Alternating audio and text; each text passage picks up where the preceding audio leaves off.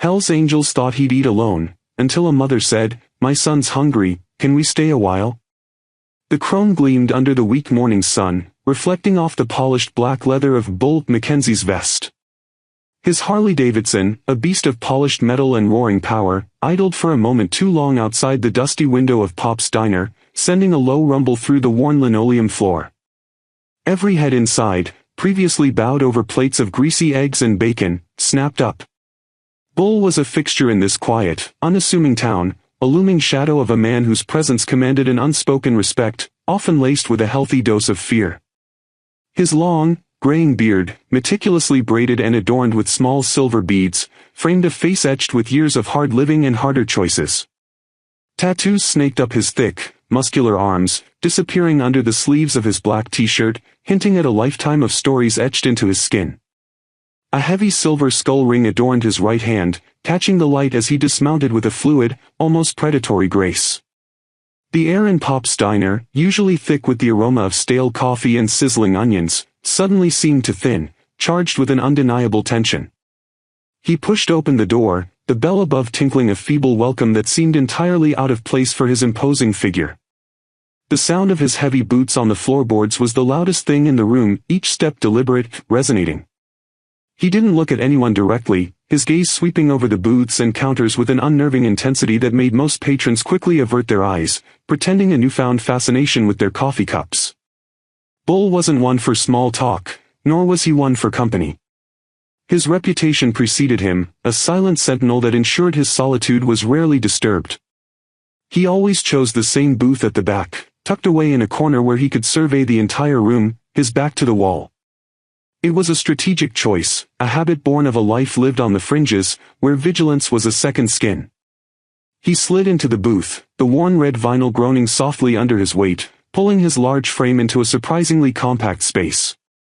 His eyes, a piercing shade of blue, settled on the menu, though everyone knew he didn't need to read it.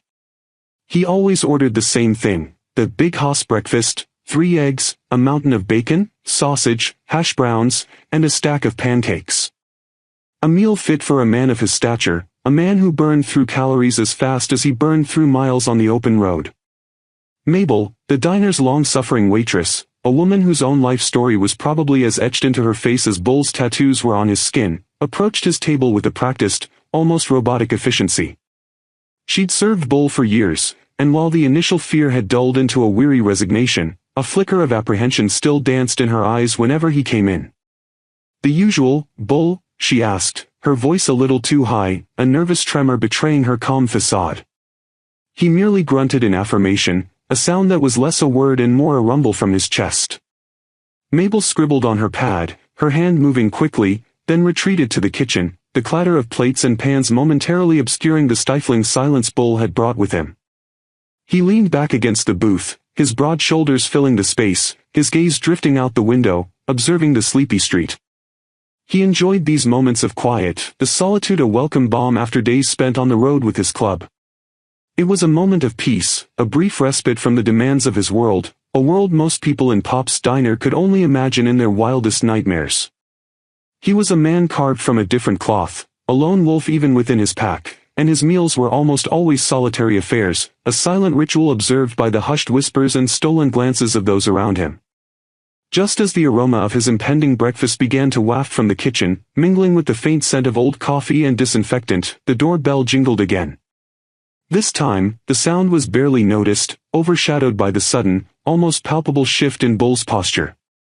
A young woman, her face pale and drawn, her clothes clean but visibly worn, stepped inside, holding the hand of a small boy. The boy, no older than 5 or 6, had wide, innocent eyes that darted around the room, taking in the scene with a child's unfiltered curiosity. His hair was a tousled mess of sandy blonde, and a faded, slightly too small t-shirt clung to his slender frame. The mother, despite her evident weariness, carried herself with a quiet dignity, her gaze sweeping the room, not with the same commanding presence as Bull, but with a desperate search for something, perhaps a vacant table, perhaps just a moment of warmth. She clutched a worn handbag, her knuckles white, a silent testament to the burdens she carried. The diner, which had just begun to relax into its post-Bull arrival quiet, now held its breath for a different reason. The woman and her son were clearly out of place, not because of their appearance, but because of the palpable sense of vulnerability they exuded, a stark contrast to Bull's unyielding strength. They hesitated by the entrance, the mother's eyes scanning the few remaining empty tables, most of which were small, two-person setups. The diner was mostly full, a scattering of regulars finishing their morning coffee. The only truly open space was the empty half of Bull's large booth, a space no one dared to occupy.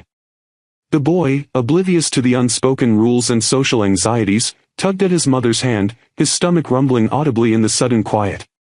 His eyes, wide and hopeful, fixed on the plates of food being carried out from the kitchen, particularly the towering breakfast Mabel was now bringing towards Bull's table. A faint blush crept up the mother's neck as she heard her son's stomach. She bent down, whispering something to him, stroking his hair, a gesture of comfort that seemed to barely mask her own distress. Bull, sensing their presence more than seeing it, slowly turned his head.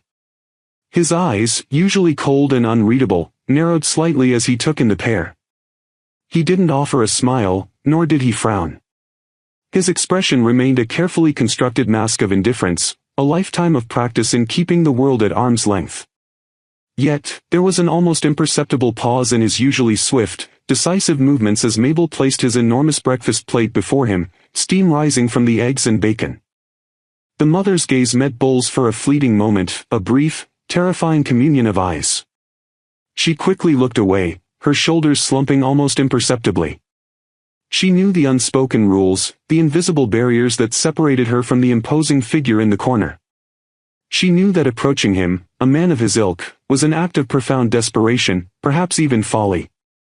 But as her son's small hand tightened its grip on hers, and she felt the faint tremor of his hunger, a different kind of strength, one born of maternal love and an instinct to protect, began to ignite within her. She took a deep breath, the stale air doing little to calm her racing heart. Her son looked up at her, his big eyes mirroring her own silent plea. She knew she had to try. For him. She squared her shoulders, a fragile shield against the world's judgment, and began to walk, not towards an empty table, but directly towards Bull's booth, her steps hesitant but determined. Each step was a battle, a silent struggle against fear, against pride, against the very fabric of social norms. The diner patrons, sensing the unusual turn of events, grew even quieter, their forks poised mid-air, their conversations abruptly halted. All eyes were now on the woman and the Hell's Angel, a strange, unprecedented tableau unfolding in the heart of Pop's diner. She stopped a few feet from his table, her son peeking out from behind her legs, his eyes now fixed on Bull's plate, a silent testament to his hunger. Bull, who had just picked up his fork, paused. The clinking of the metal against the ceramic plate was the only sound. He looked up, his blue eyes piercing through her, searching for something, an intent that she couldn't decipher. Her heart pounded against her ribs, a frantic drumbeat in the sudden, overwhelming silence. She swallowed hard, her throat suddenly dry, and then, finding a voice she didn't know she possessed, she spoke. Her words, though soft, seemed to echo through the hushed diner, carrying with them a raw, undeniable plea. "Excuse me," she began, her voice trembling slightly, but gaining strength with each syllable. "My son's hungry, can we stay a while?" The question hung in the air, suspended between the formidable Hell's Angel and the vulnerable mother and child. It wasn't a request for food, not directly, but a plea for acceptance, for a safe haven, for a shared moment in a world that often seemed to offer them neither. Bull's fork, still holding a piece of bacon, remained frozen halfway to his mouth. His eyes, unblinking, stared at her, then at the small boy, then back at her. The air was thick with anticipation, every eye in Pop's diner fixed on the scene, waiting, wondering, dreading the outcome. The weight of the moment was immense, bearing down on everyone, but most intensely on Bull, who held the power to shatter or embrace this unexpected intrusion into his solitary world. The silence stretched, long and agonizing, punctuated only by the distant hum of the kitchen refrigerator and the frantic beating of the mother's heart. What would he do? The question hung heavy, unspoken, yet universally understood by every soul present. Bull Mackenzie's eyes, usually as unyielding as granite, held a flicker of something unreadable. The piece of bacon, suspended on his fork, seemed to defy gravity, a small, greasy symbol of the universe holding its breath. He didn't drop it, nor did he raise it to his mouth. His gaze, after sweeping from the trembling mother to the wide-eyed boy, settled back on the woman's face. He saw the faint smudges of exhaustion beneath her eyes, the worry lines etched around her mouth, and the fierce, protective glint in her gaze that spoke volumes of a love that transcended fear. It was a look he recognized, one he'd seen in the eyes of his own mother, long years ago, before life had hardened him into the man he was. A low growl rumbled deep in his chest, a sound that usually sent shivers down spines and cleared rooms. But this time, it wasn't a threat. It was something else, a guttural expulsion of air that seemed to carry the weight of 1,000 unspoken thoughts. He slowly lowered his fork, placing it carefully on the edge of his plate with a soft, deliberate clink that suddenly seemed deafening in the profound silence. Every eye in Pop's diner remained fixed on him, on the woman, on the boy. The air was so thick with anticipation it felt heavy, almost suffocating. The mother's breath hitched, her knuckles white as she clutched her worn handbag tighter, preparing for the inevitable rejection, the cold dismissal that her life had taught her to expect. Her son, still peering from behind her legs, unaware of the immense tension, simply stared at the plate of food, his small stomach betraying another rumble. Bull leaned back further into the booth, his broad shoulders filling the space, his piercing blue eyes never leaving the woman. He ran a callous thumb over the heavy silver skull ring on his right hand, a silent, habitual gesture that usually preceded a command or a decision. The decision now, however, was not a simple one. It wasn't about choosing a road, or a fight, or a loyalty. It was about something far more fundamental, something that burrowed beneath the polished chrome and the hardened leather, beneath the tattoos and the reputation. It was about humanity. He had built his life on solitude, on the unspoken understanding that his presence commanded space, and that space was his alone. He was Bull, the Hell's Angel, a man whose very aura kept the world at bay. This woman, with her quiet dignity and her desperate plea, was shattering that carefully constructed wall with the force of a wrecking ball. He saw the vulnerability, yes, but he also saw a strength, a raw, primal determination that resonated with something deep inside him, a forgotten echo from a life he'd long since buried under layers of hardened steel. His gaze flickered to his enormous breakfast, the big hoss. 3 eggs, a mountain of bacon, sausage, hash browns, and a stack of pancakes. More than enough for one man, even a man of his size. He usually devoured it with a singular focus, his mind already miles down the road, planning the next run, the next deal, the next defense of his territory. But now, the food seemed to mock him, an opulent display in the face of desperate hunger.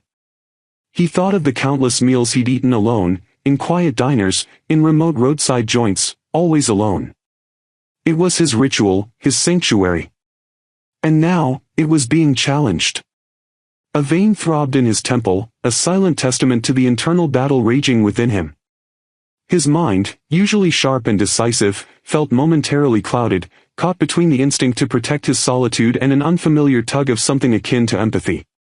The Hell's Angels code was about loyalty to the club, to brotherhood, to a chosen family.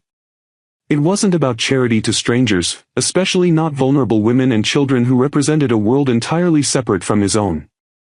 Yet, this wasn't about a code. It was about a simple, fundamental need presented in the most direct, unadorned way possible. He cleared his throat, a rough, gravelly sound that made the woman flinch almost imperceptibly. He saw it, the flicker of fear, and a strange, unexpected pang went through him. He didn't want to scare her. Not really. He wanted to be left alone, yes, but he didn't want to be the monster she clearly perceived him to be. He had a reputation, one he cultivated and maintained, but it was a tool, a shield. Sometimes, though, that shield felt heavy, isolating. His eyes drifted to the boy again, whose small fingers were now unconsciously tracing patterns on his mother's worn skirt. The boy's innocent hunger, unburdened by adult fears or social constructs, was a stark, undeniable fact. It was pure. It cut through the noise, the reputation, the years of carefully built defenses. Bull took another deep breath, the scent of coffee and sizzling bacon filling his lungs. He looked at the empty half of his booth, the red vinyl gleaming under the diner's fluorescent lights. It was a space that had remained empty for years, by choice, by reputation. He could simply grunt, wave her off, and the world would understand. Everyone in the diner would understand. They would probably even approve, silently, relieved that the natural order of things remained undisturbed. But something held him back. He thought of his own childhood, of hard times, of moments when a kind word or a shared meal had made all the difference. He thought of the roads he'd traveled, the faces he'd seen, the unspoken struggles that played out in the quiet corners of the world. He was a Hell's Angel, yes, but he was also a man who had seen life in its rawest forms, who understood survival, who knew what it felt like to be on the outside looking in. Finally, after what felt like an eternity, but was probably no more than 30 seconds, Bull spoke. His voice was low, a rumble that seemed to vibrate through the floorboards, making the coffee cups on the counter tremble slightly. "Sit," he commanded, the single word hanging in the air, blunt and unequivocal. It wasn't a question, nor was it an invitation offered with warmth. It was an order, delivered with the weight of his presence, yet surprisingly devoid of malice. The mother, rigid with fear and anticipation, blinked. She hadn't expected words, let alone that word. Her shoulders, which had been hunched in expectation of rejection, straightened slightly, a fragile hope blossoming in her chest. Her son, hearing the voice, instinctively tightened his grip on her hand, but his eyes remained fixed on the food, a silent testament to the power of hunger over fear. Bull gestured with a slight tilt of his head towards the empty half of his booth, his eyes still fixed on the woman. His expression remained unreadable, a carefully guarded mask, but the command was clear. "Sit. Eat." A collective sigh, barely audible, seemed to ripple through the diner. Patrons who had frozen mid-bite slowly resumed their movements, though their attention remained subtly fixed on the back booth. Mabel, who had been hovering nervously by the kitchen door, clutching her order pad to her chest, let out a small, shaky breath. She had seen Bull in many moods, but never quite like this. The mother hesitated for another moment, processing the unexpected turn of events. Her mind raced, trying to decipher the intent behind his gruff command. Was it a trap? A cruel jest? Or was it, against all odds, an act of unexpected grace? Her instinct, honed by years of navigating a harsh world, screamed caution. But her son's hungry eyes, and the sheer exhaustion that weighed her down, pushed her forward. With a nod that was almost imperceptible, a silent acknowledgement of his command and her desperate acceptance, she guided her son towards the booth. Each step felt like walking on eggshells, the silence of the diner amplifying the sound of their soft footsteps. She slid into the booth opposite Bull, pulling her son in beside her. The worn red vinyl groaned again under their combined, lighter weight. The boy immediately scrambled onto the seat, his small frame barely reaching the table, his eyes wide with wonder as he gazed at the mountain of food. Bull watched their every movement, his gaze unwavering. He didn't offer a smile, not even a flicker of warmth. His face remained a stoic landscape of weathered skin and hard-set features. But he didn't move to eat. He simply observed, a silent sentinel in his corner. Mabel, seeing the mother and child seated, cautiously approached the table. Her voice, still a little shaky, was softer now. "Can I get you anything, honey?" she asked the mother, her gaze darting nervously to Bull, as if seeking his unspoken permission. The mother, feeling the warmth of the booth's worn fabric against her back, let out a breath she hadn't realized she was holding. She glanced at Bull, who remained silent, his eyes fixed on some distant point beyond the diner window. Taking his silence as tacit approval, she looked at Mabel. Just some water for now, thank you," she said, her voice still a little hoarse. "And maybe a small plate for my son, if you have one." She didn't dare ask for food, not yet. The proximity to Bull, the unspoken tension, was still too overwhelming. Mabel nodded, scribbling on her pad, her movements a little more fluid now that the initial shock had passed. She retreated to the kitchen, leaving the trio in the booth in a renewed, fragile silence. The clatter of plates and the sizzle of the grill from the kitchen seemed louder now, a comforting, familiar backdrop to the utterly unfamiliar tableau unfolding in the diner. Bull finally shifted, his large hand moving towards his plate. He picked up his fork, but instead of digging into his own food, he pushed the plate slightly towards the center of the table, making it more accessible to the small boy. Then, with a slow, deliberate movement, he used his fork to scoop a generous portion of scrambled eggs, a strip of crispy bacon, and a few hash browns onto the small, empty side plate that Mabel had left when she brought his meal. He didn't look at the mother, nor did he look at the boy. His actions were precise, almost mechanical, yet imbued with an undeniable, quiet significance. The mother watched him, her eyes wide with disbelief, then with a sudden rush of gratitude that threatened to overwhelm her. Tears pricked at the corners of her eyes, but she blinked them back, refusing to show such vulnerability in front of this formidable man. Her son, however, seemed to understand immediately. His eyes, previously wide with wonder, now sparkled with pure, unadulterated joy. He reached for the small plate, his small hands trembling slightly with eagerness. "Thank you," the mother whispered, her voice thick with emotion. It was a genuine, heartfelt thank you, carrying the weight of all the struggles she had faced, all the doors that had been closed, all the hunger pangs her son had endured. Bull didn't acknowledge her words. He simply watched the boy, who was now eagerly shoveling eggs and bacon into his mouth with an uninhibited enthusiasm that only a truly hungry child could display. A faint, almost imperceptible softening around Bull's eyes was the only sign that her gratitude, and the sight of the boy eating, had registered. He then began to eat his own breakfast, slowly, methodically, as if nothing out of the ordinary had occurred. The diner patrons, seeing this unprecedented act of quiet generosity from the fearsome Hell's Angel, exchanged glances. Whispers, soft and tentative, began to ripple through the room. Some looked away, uncomfortable with the intimacy of the scene. Others watched with a strange mixture of awe and bewilderment. Old man Peterson, who occupied the counter stool nearest the door, shook his head slowly, a faint, almost imperceptible smile playing on his lips. He'd seen a lot of things in Pop's diner over the years, but this was something new. Mabel returned with a glass of water for the mother and a smaller glass for the boy. She placed them gently on the table, her gaze lingering on Bull, then on the rapidly disappearing food on the boy's plate. She offered the mother a small, reassuring smile, a silent gesture of support in this unexpected alliance. The mother took a sip of water, the cool liquid a welcome relief to her parched throat. She watched her son eat, a wave of profound relief washing over her. For this moment, in this unexpected haven, her son was safe, fed. The fear hadn't entirely dissipated, but it was now tempered by a deep, abiding sense of gratitude. She still didn't know Bull's story, or why he had chosen to extend this unexpected kindness. She knew only that he had. Bull continued to eat, his movements unhurried, his presence still commanding, but now laced with an entirely new, unsettling dynamic. He was no longer just the lone wolf, the fearsome biker. He was a man who had, for a fleeting moment, chosen to acknowledge a desperate plea, to share his solitary meal with a hungry child. The chrome on his Harley gleamed outside, reflecting the weak morning sun, a symbol of his world.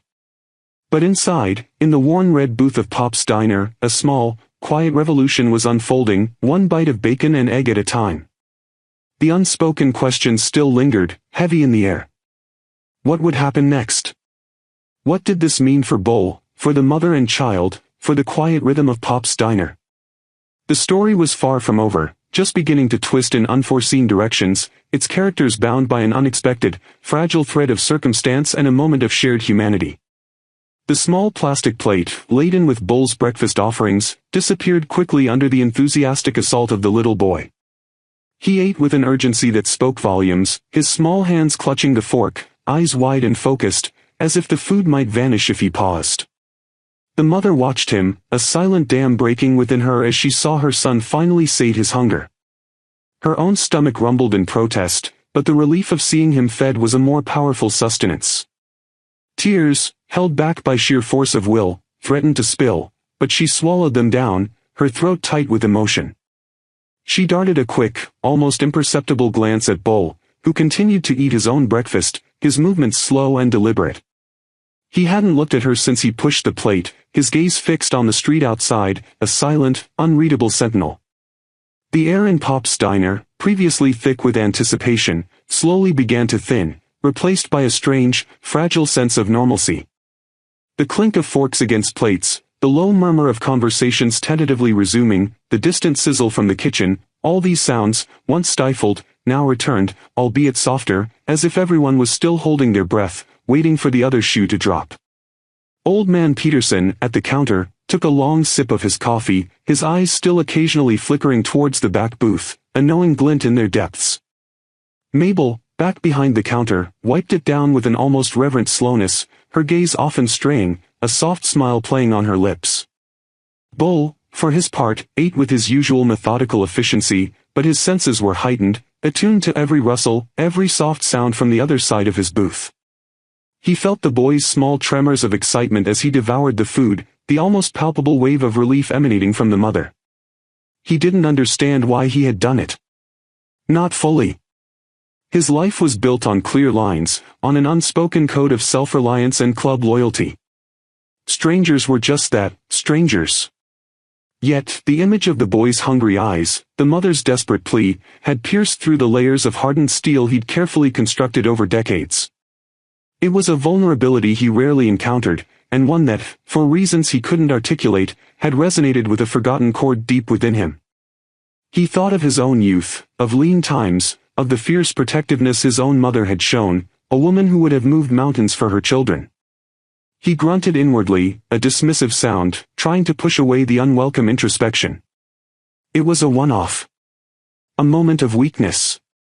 He told himself this, but the words felt hollow even to his own ears.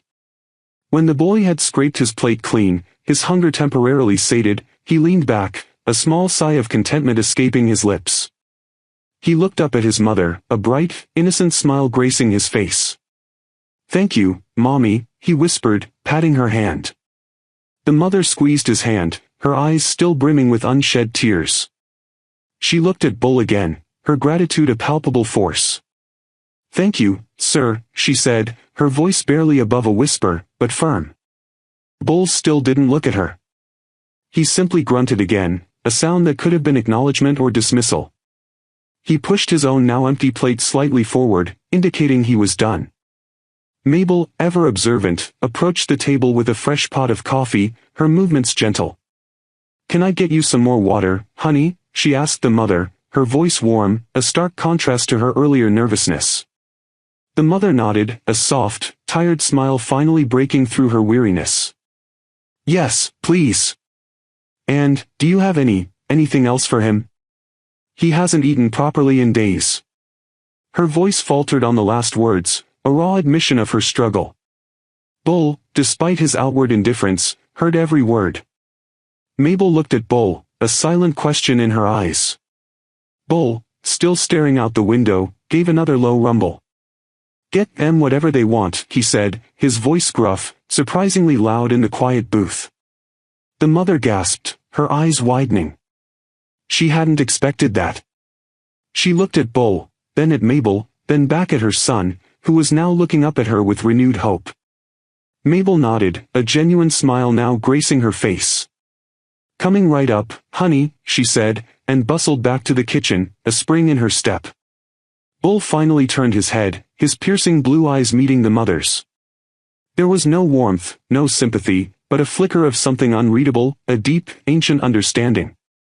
"What's your name?" he asked, his voice low and gravelly. "Sarah," she replied, her voice trembling slightly under his intense gaze. "And this is my son, Leo." Leo, emboldened by the food and the unexpected kindness, peeked out from behind his mother's arm, offering Bull a shy, uncertain smile. Bull just stared at him for a long moment, then nodded once, a curt, almost imperceptible gesture. He didn't say anything else, turning his gaze back to the window, the conversation seemingly concluded. Mabel returned with a plate of toast and jam for Leo, and a small bowl of oatmeal for Sarah, along with fresh water. "On the house, honey," she whispered, placing the food down with a conspiratorial wink. Sarah's eyes welled up again. "Thank you, Mabel," she managed, her voice thick. "Thank you so much." Mabel patted her gently on the shoulder, a gesture of quiet solidarity. As Sarah and Leo ate, a fragile sense of peace settled over their part of the diner. Bull remained silent, his presence still formidable, but no longer overtly threatening. He simply sat, occasionally taking a sip of the coffee Mabel had refilled. Sarah, emboldened by the food and the unexpected reprieve, found herself studying the man across from her. The heavy silver skull ring, the meticulously braided beard, the tattoos peeking from beneath his sleeves, all spoke of a life far removed from her own. Yet, in this moment, he was simply a man who had offered kindness when she expected none. After they finished, Leo, now fully energized, began to fidget, his small legs swinging under the table. Sarah knew it was time to leave. The gratitude was immense, but she also knew not to overstay her welcome. She began to gather her worn handbag, preparing to stand. Bull, sensing her movements, turned his head again. "Where you headed?" he asked, his voice still gruff. Sarah hesitated. We're just passing through," she said, a vague answer designed to avoid revealing her true, precarious situation. "Looking for work. A fresh start." She didn't elaborate on the car that had broken down 2 towns back, the last of her savings gone to a mechanic who couldn't fix it, the night spent in a cold, abandoned shed. Bull's eyes narrowed slightly. He seemed to see through her evasions, recognizing the unspoken desperation. He grunted, a sound that made Sarah's heart skip a beat. Was he angry? About to withdraw his unexpected generosity? Instead, he reached into the pocket of his leather vest. Sarah braced herself, expecting him to pull out a wad of cash, an offer of a handout that, while desperately needed, would sting her pride. But he didn't pull out money. Instead, he produced a small, folded piece of paper. He pushed it across the table towards Sarah. "My cousin's got a place in the next town over," he rumbled. "Runs a garage. Always needs an extra hand. And his wife, she's got a little diner too. Sometimes needs help with the kids, or cleaning." Sarah stared at the paper, then at Bull, utterly stunned. It was a hand-drawn map, crude but clear, with a name and a phone number scribbled on it. "Tell them Bull sent you," he added, his voice low. "They'll look after you." Sarah picked up the paper, her fingers trembling. It wasn't just a map, it was a lifeline. A chance. I don't know what to say," she stammered, tears finally blurring her vision. "Thank you. Truly. This means everything." Bull simply nodded, his gaze unwavering. He didn't want thanks. He had acted on an impulse he still didn't fully understand, and now, he'd offered a solution he rarely extended. It was enough. Mabel, who had been discreetly watching from the counter, walked over with the check. "Here you go, Bull," she said, her voice softer than usual. Bull took the check, glanced at it, and pulled out a thick wad of bills from his other pocket. He peeled off a few, much more than the total, and placed them on the table. "Keep the change," he said, his voice flat. Then, with a grunt, he slid out of the booth, his heavy boots thudding softly on the linoleum floor.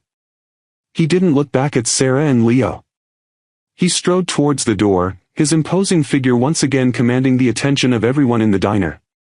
The bell above tinkled a reluctant farewell as he pushed open the door and stepped out into the weak morning sun. The roar of his Harley-Davidson, a deep, resonant growl, filled the air for a moment, then faded into the distance, leaving an echoing silence in its wake. Sarah watched him go, the paper clutched in her hand. Leo, tired but content, had fallen asleep, his head resting on her lap. The diner slowly returned to its usual hum, but something had irrevocably shifted. The patrons exchanged knowing glances, a new story added to the diner's unspoken folklore. Mabel collected the money Bull had left, her eyes wide as she saw the generous tip. She looked at Sarah, a warm, hopeful smile on her face. "Looks like your luck just turned, honey," she said, her voice filled with a quiet certainty. Sarah, looking down at her sleeping son, felt a fragile, unfamiliar feeling bloom in her chest, hope. It was a tiny seed, but it was there, nourished by the unexpected kindness of a man who was supposed to be a hardened, solitary figure. She knew the road ahead would still be hard, but now, she had a direction, a potential path. The encounter with Bull Mackenzie, the fearsome Hell's Angel, had been terrifying, bewildering, and ultimately, a strange, profound blessing. As the morning wore on, Sarah and Leo remained in the booth for a little while longer, the warmth of the diner a temporary sanctuary. Mabel brought Sarah a fresh cup of coffee, insisting it was on the house. The other patrons, who had previously avoided their gaze, now offered small, tentative smiles. The story, whispered from table to table, was already taking on legendary proportions. The Hell's Angel, known for his solitude and his imposing presence, had not only allowed a desperate mother and child to share his table, but had fed them, paid for their meal, and offered them a chance at a new beginning. Sarah eventually roused Leo, who blinked sleepily at the unfamiliar surroundings. She thanked Mabel profusely, promising to stop by and repay the kindness if she ever could. With a renewed sense of purpose, she led Leo out of Pop's diner, the small, hand-drawn map clutched tightly in her hand. The weak morning sun, which had reflected off Bull's chrome, now seemed to shine a little brighter on their path. The road ahead was still uncertain, but for the first time in a long time, it didn't feel entirely hopeless. Back in Pop's diner, life slowly resumed its rhythm. The aroma of stale coffee and sizzling onions once again filled the air. But the memory of that morning lingered, a quiet hum beneath the surface. Bull Mackenzie, the fearsome Hell's Angel, continued his rides, his life on the fringes of society unchanged in its outward appearance. He still rode with his club, still commanded respect and fear, still sought his solitude. But sometimes, when he pulled into a quiet diner, or saw a struggling family by the roadside, a faint, almost imperceptible image would flicker in his mind, a small boy's hungry eyes, a mother's desperate plea, and the feel of a worn, red vinyl booth shared with an unexpected, fragile humanity. The experience hadn't transformed him into a saint, nor had it erased the years of hard living. But it had etched a new, subtle line into the landscape of his soul, a reminder that even in the toughest of men, a flicker of unexpected grace could sometimes break through the hardened shell, leaving a quiet, indelible mark on the world, one shared breakfast at a time. The story of Bull Mackenzie and the hungry mother and child became a legend in Pop's diner, whispered in hushed tones, a testament to the unexpected turns life could take, and the surprising places where kindness could be found.